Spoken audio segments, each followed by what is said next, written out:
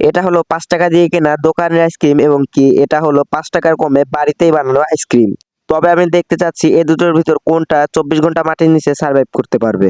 তো এই এক্সপেরিমেন্টটি করার জন্য আমাদের লাগবে এরকম 2টা কন্টেনার যার ভিতরে আইসক্রিম 2টি রাখা যাবে।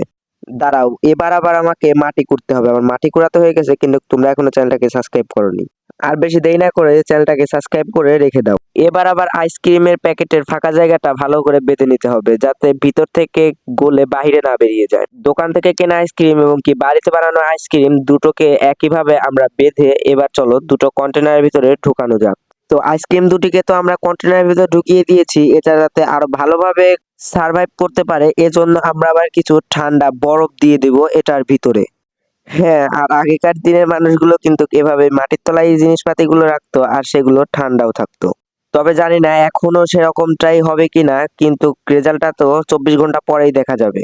দুটোর ভিতরে বরফ দিয়ে কন্টেনারের মুখগুলো আটকিয়ে এবার আমরা মাটির তলে রেখে দিব।